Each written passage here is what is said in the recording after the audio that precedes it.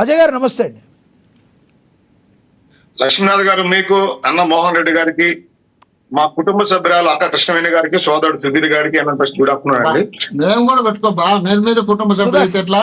సుధాకర్, మీరు మాకట్ట కుటుంబ సభ్యులు అవుతారన్నా, మీరు మాకు రాష్ట్రానికి పట్టిన క్యాన్సర్ అన్నా, మీరు వదిలేయండి, మీకు దండం పడతా, మీరు మాట్లాడండి. మీరు కరోనా, ఈ రాష్ట్రానికి పట్టిన కరోనా మీరు. లక్ష్మీనాథ్ గారు, రైట్ మాట్లాడండి ప్లీజ్.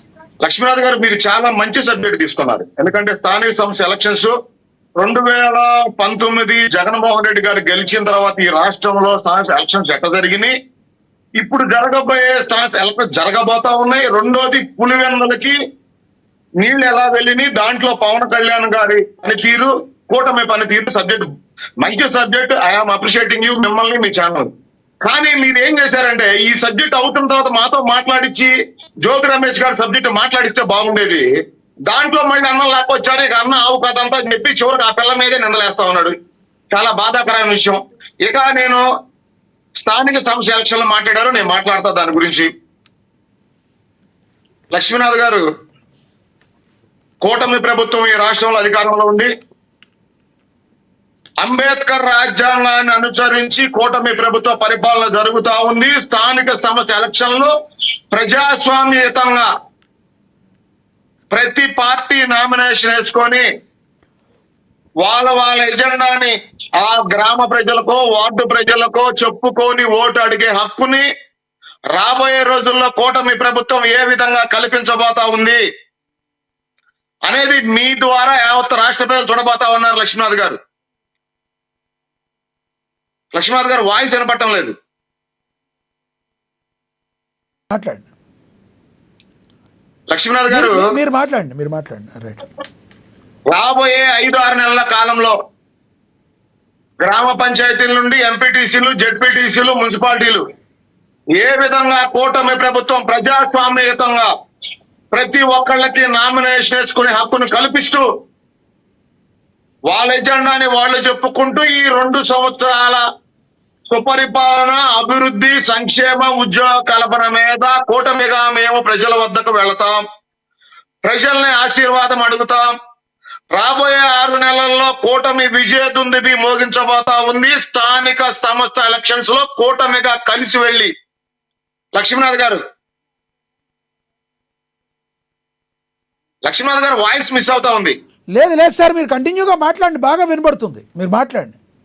Okay, sorry. లక్ష్మీనాథ్ గారు, రైట్. ఇందాక మోహన్ రెడ్డి అని చెప్పాడు, గతంలో ఒక ఎస్సీసీని అడ్డు పెట్టుకొని తెలుగుదేశం పార్టీ ఏదో చేసింది, గేమ్ ప్లాన్ చేసిందని. ఆ రోజు ఎస్సీసీ కూడా కులాన్ని ఆపాదించి ఈ రాష్ట్రంలో ఏ విధంగా వికృత విష ప్రచారంతో వైఎస్ఆర్సీపీ పనిచేసింది, అదే విధంగా స్థానిక సంస్థ ఎలక్షన్స్ లో ఏ విధంగా నామినేషన్లు వేయనీయకుండా ఇబ్బందులు గురి చేస్తే మహిళా అభ్యర్థులు ఏ విధంగా ఎక్కడ దాపెట్టుకొని, అంటే నేను చెప్పలేను మీడియా ముఖంగా, ఆ పత్రాలను దాచిపెట్టుకొని వచ్చి నామినేషన్లు వేశారనేది యావత్ రాష్ట్రం మొత్తం గమనించింది. ఆ రోజు మీరు ఏకగ్రీవాలు చేయలేదు.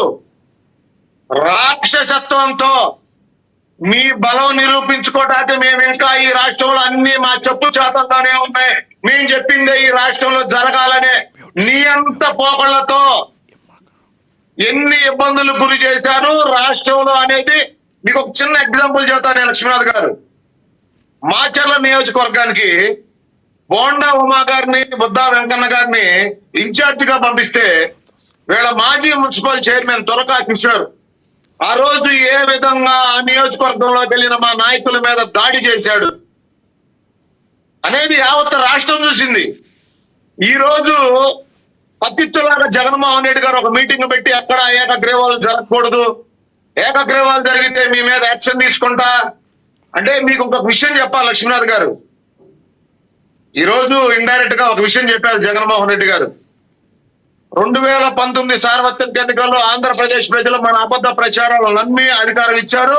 5 సంవత్సరాల్లో మనం దోపిడీ చేసిన దుర్మార్గపు సొమ్ముని ఈ స్థానిక సంస్థ ఎలక్షన్స్ లో మీరందరూ ఖర్చు పెట్టాల్సిందే.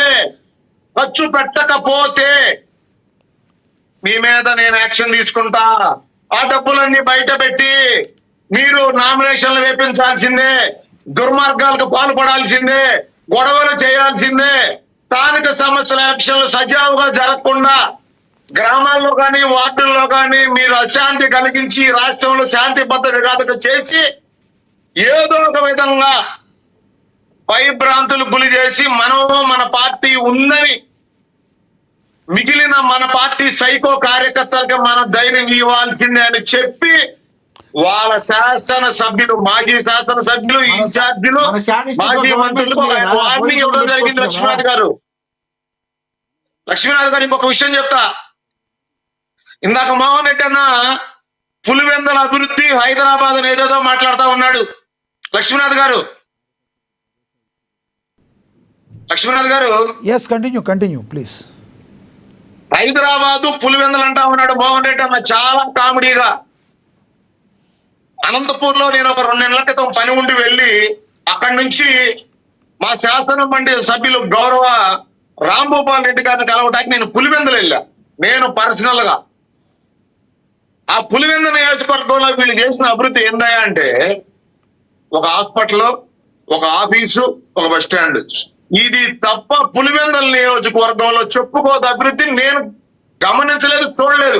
ఒకవేళ అన్న ఏదన్నా పందెం కాస్తే నేను మళ్ళీ వెళ్తా, లైవ్ వీడియో చేస్తా పులివెందులో. మీరు చెప్పిందే నిజమైతే పులివెందుల నియోజకవర్గ ప్రజలు ఇప్పటికీ వైసీపీ వైఎస్ రాజశేఖర రెడ్డి గారిని కావచ్చు, జగన్మోహన్ రెడ్డి కావచ్చు ఎందుకు నెత్తి మీద పెట్టుకుంటారంటారు ప్రజలు? ఓకే, మీరు మంచి క్వశ్చన్ అడిగారు లక్ష్మీనాథ్ గారు. తరతరాలుగా అక్కడున్న ప్రజల్ని వీళ్ళు ఏ విధంగా మోసం చేస్తూ వాళ్ళ ద్వారా ఓటేపించుకొని వీళ్ళు శాసనసభ్యులుగా రాష్ట్ర ముఖ్యమంత్రిగా గెలుస్తున్నారో, అందుకే నేను చెప్పా మీ ఛానల్ ద్వారా నేను లైవ్ లో ఛాలెంజ్ చేస్తా ఉన్నా. నేను మళ్ళీ పులివెందులు వెళ్తా, నేను మళ్ళీ కుప్పం వెళ్తాం అన్నా మోహన్ రెడ్డి అన్న మీరు కుప్పం వెళ్ళండి, నేను పులివెందులు వెళ్తా. అక్కడి నుంచి ఇద్దరం లైవ్ పెడతాం నేను సాక్షిగా. ఏ నియోజకవర్గంలో ఏ అభివృద్ధి జరిగింది, ఏ నియోజకవర్గంలో ఉద్యోగ కల్పన ఉంది, ఏ నియోజకవర్గంలో ముఖ్యమంత్రిగా పనిచేసిన నాయకులు ఆ నియోజకవర్గ ప్రజల్ని ఏ విధంగా వాళ్ళని అభివృద్ధి చేసి అక్కడ ఉద్యోగ కల్పన ఉందో యావత్ రాష్ట్ర ప్రజలకు చూపిద్దాం.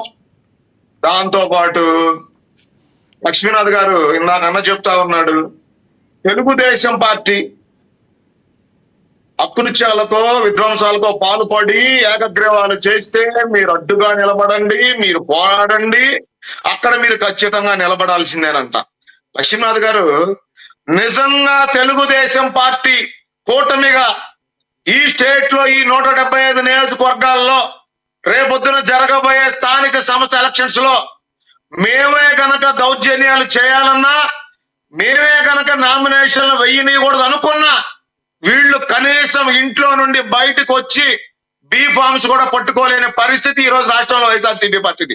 కానీ ఒక క్రమశిక్షణ కలిగిన పార్టీల్లో పనిచేస్తున్న మేము, తెలుగుదేశం పార్టీగా నేను, జనసేన పార్టీగా జనసేన కార్యకర్తలు, బీజేపీ పార్టీగా బీజేపీ కార్యకర్తలు, ఒక క్రమశిక్షణ కలిగిన పార్టీ నాయకత్వంలో పనిచేస్తున్న మేము మీ ద్వారా యావత్ ఆంధ్రప్రదేశ్ ప్రజలతో పాటు వైఎస్ఆర్సీపీ నాయకులకు చెప్తా ఉన్నాం, మేము చేసిన అభివృద్ధి, మేము చేసిన సంక్షేమ కార్యక్రమాలు, మేము చేసిన ఉద్యోగ కల్పన మీదే ఓటు అడుగుతాం. మీరు నామినేషన్లు వేయండి, దమ్ముగా ధైర్యంగా మేము నిలబడతాం, మేము ప్రజల్ని ఓటు అడుగుతాం. నిజంగా మేము కనుక మిమ్మల్ని భయపెట్టాలి అనుకుంటే